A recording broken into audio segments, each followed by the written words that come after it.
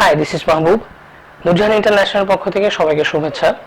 স্মার্টফোনের একটি major component হচ্ছে স্মার্টফোনের ব্যাটারি। স্মার্টফোন কেনার সময় ইউজারদের মনে ব্যাটারি নিয়ে বেশ কিছু প্রশ্ন আসে, যেমন ব্যাটারিটি কি রিমুভেবল নাকি নন রিমুভেবল, ব্যাটারি কি লিথিয়াম আয়ন না লিথিয়াম পলিমার। আসলে আমাদের আজকের এই ভিডিওটি মূলত স্মার্টফোনের ব্যাটারি নিয়ে, এবং এই ভিডিওটিতে আমরা চেষ্টা করব মূলত স্মার্টফোনের ব্যাটারি নিয়ে কাস্টমারদের বা ইউজারদের মনে যে প্রশ্নগুলো আসে সেই প্রশ্নগুলোর একটি যৌক্তিক উত্তর খোঁজার। So let's start.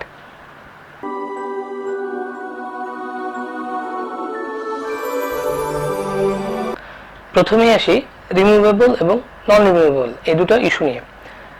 মূলত এই টার্মটি কমপ্লিট না, কমপ্লিট টার্মটি হচ্ছে ইউজার রিমুভেবল এবং ইউজার নন রিমুভেবল ব্যাটারি, যার অর্থ হচ্ছে একটিতে ইউজার চাইলেই সহজে ব্যাটারিটিকে রিমুভ করতে পারে, এবং ইউজার নন রিমুভেবল ব্যাটারির ক্ষেত্রে ইউজার চাইলেই সহজে ব্যাটারিটিকে রিমুভ করতে পারে না। তবে তার অর্থ এই নয় যে ইউজার কখনোই আসলে এটা ব্যাটারি রিমুভ করতে পারবে না। আপনি যে কোনো একটি সার্ভিস সেন্টারে মোবাইলের টেকনিশিয়ানরা খুব সহজেই আসলে ইউজার নন রিমুভেবল ব্যাটারিটা রিমুভ করতে পারে।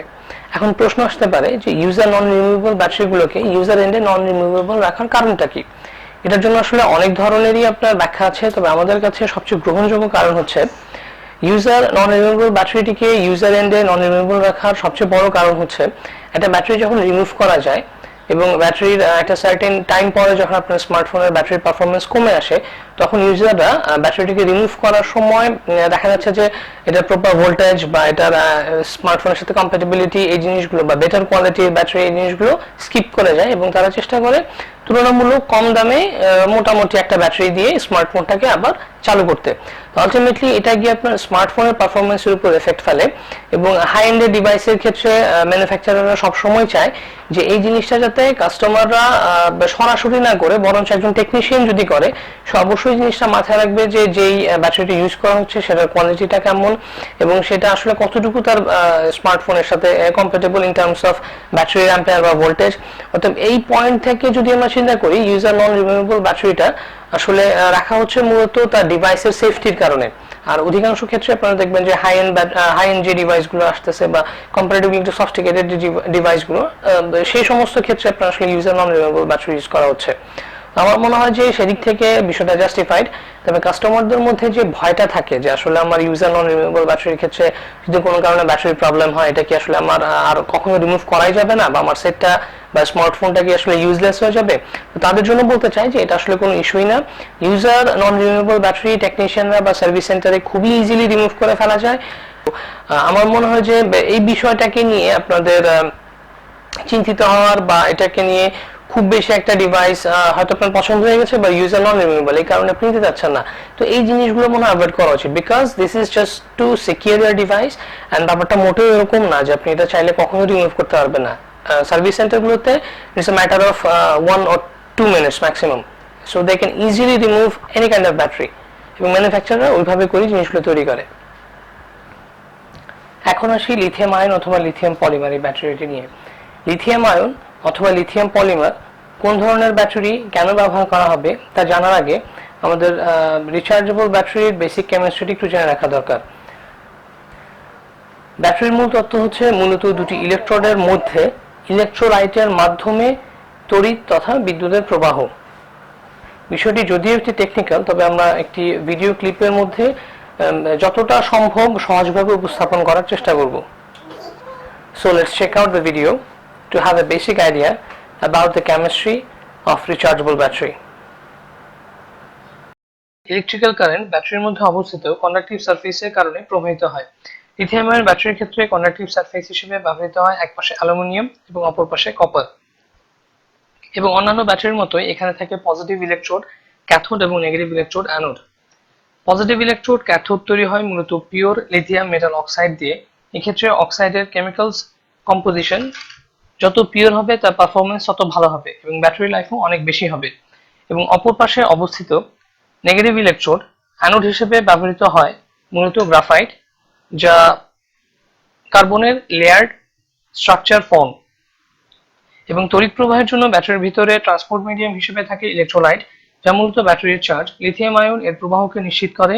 এক্ষেত্রে ইলেকট্রোলাইটকে এক্সট্রিমলি পিওর হতে হয় এবং যতটা সম্ভব ওয়াটার ফ্রি হতে হয়, just to ensure the efficient charging and discharging. Short circuit থেকে ব্যাটারিকে রক্ষা করার জন্য দুটি ইলেকট্রোডের মধ্যে একটি লেয়ার বসানো হয়, যাকে মূলত সেপারেটর বলে, যার মধ্যে দিয়ে লিথিয়াম আয়ন প্রবাহিত হয়। এই সেপারেটর গুলো মূলত পারমিয়েবল, যাকে এক্সপার্টরা বলছে মাইক্রোপোরাসিটি।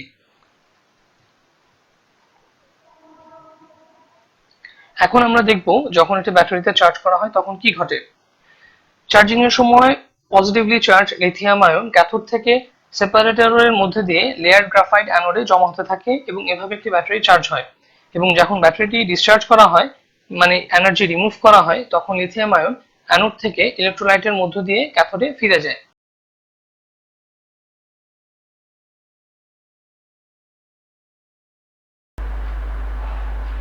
লিথিয়াম আয়ন এবং লিথিয়াম পলিমার এই দুটি ব্যাটারির মধ্যে মূল পার্থক্যটা হচ্ছে মূলত ইলেকট্রোলাইটে। লিথিয়াম আয়নের ক্ষেত্রে আপনার ব্যবহৃত হয় মূলত লিকুইড ইলেকট্রোলাইট, এবং লিকুইড ইলেকট্রোলাইট হওয়ার কারণে এটা ফিক্সড শেপের প্রয়োজন পড়ে, এবং ফিক্সড শেপ হওয়ার কারণে আপনার দেখা যাচ্ছে যে এটা ফ্লেক্সিবল না। আবার ওয়ারেস লিথিয়াম পলিমার যে ব্যাটারিগুলো, সেখানে আপনার ইলেকট্রোলাইট হিসেবে ব্যবহৃত হয় হচ্ছে আপনার ড্রাই সলিড ইলেকট্রোলাইট, যার কারণে এটা কম্পারেটিভলি অনেক বেশি ফ্লেক্সিবল। এখন দুটো ব্যাটারির কিছু সুবিধা অসুবিধা আছে। লিথিয়াম আয়নের যেমন আপনার এনার্জি ডেনসিটি অনেক হাই, বাট লিথিয়াম আয়নের ক্ষেত্রে আপনার যেহেতু লিকুইড ইলেকট্রোলাইট ইউজ করা হচ্ছে, সেক্ষেত্রে এটা আপনার ওই লিকেজের, ব্যাটারি লিকেজের বা ট্রান্সপোর্টের ক্ষেত্রে অনেক সময় একটা মানে জটিলতা থাকে আর কি। বাট লিথিয়াম পলিমারের ক্ষেত্রে যেহেতু আপনার ড্রাই ইলেকট্রোলাইট, যার কারণে এখানে এই ধরনের অসুবিধা নাই। তবে লিথিয়াম পলিমার যেটা, সেটা আবার এনার্জি ডেনসিটি অনেক লো কম্পেয়ার টু লিথিয়াম আয়ন। এখন আবার একটা ব্যাপার থাকে যে লিথিয়াম পলিমারের কিন্তু আপনার যে মানে এক্সপেন্স, যেটা manufacturing expensive compare to lithium ion. আসলে তারপরেও যেটা সহজ হয় বলে, এই প্রত্যেকটা সুবিধা বা অসুবিধাই হচ্ছে আলটিমেটলি ম্যানুফ্যাকচারারদের এন্ডে, মানে তারা আসলে এই জিনিসগুলো কনসিডার করেই একটা ডিভাইসের মধ্যে ব্যাটারিটা সেট করে যে লিথিয়াম আয়ন করবে না লিথিয়াম পলিমার করবে। এবং অধিকাংশ ক্ষেত্রে এটা আসলে আপনার ডিভাইসের শেপের উপরে কম্পেয়ার করেই করা হয়। বাট যদি আপনি ইউজার এন্ডে চিন্তা করি আমি, যে 4000 মিলি অ্যাম্পিয়ার আওয়ারের লিথিয়াম আয়ন বা লিথিয়াম পলিমার কোন ব্যাটারিটা ভালো হবে, সেই দিক থেকে আসলে বলতে গেলে ইউজার এন্ডে আমরা খুব বেশি একটা ডিফারেন্স কিন্তু ফিল করবো না। এই সবগুলো ডিফারেন্সই মূলত ম্যানুফ্যাকচারার যারা, তাদের এন্ডের জন্য, মানে একটা স্মার্টফোনের ম্যানুফ্যাকচারার সে আসলে কোন ব্যাটারিটা দিলে তার ডিভাইসের জন্য সুবিধা হয় বা তার ডিজাইনিং এর জন্য সুবিধা হয়, এই জিনিসটা টোটালি তাদের কনসার্ন। এটা আমাদের ইউজার এন্ড থেকে এই ফ্যাক্টরগুলো কনসিডার করে একটা ডিভাইস কেনার মানে বিবেচনা করাটা জাস্টিফাইড হবে না আমি মনে করি। সময়ের সাথে সাথে স্মার্টফোনের যে ডেভেলপমেন্টটা হয় in terms of camera, processor, sensor, display, সেদিক থেকে চিন্তা করলে ব্যাটারি ডেভেলপমেন্টটা খুবই নেগলিজেবল। যে টেকনোলজিগুলো এখন ব্যাটারির ক্ষেত্রে ইউজ করা হচ্ছে, এগুলো সবই অনেক পুরাতন, যার কারণে ইউজার এন্ডে এবং ম্যানুফ্যাকচারাররা উভয়ই আপনার ব্যাটারি ব্যাকআপ এবং পারফরমেন্স নিয়ে স্ট্রাগল করছে।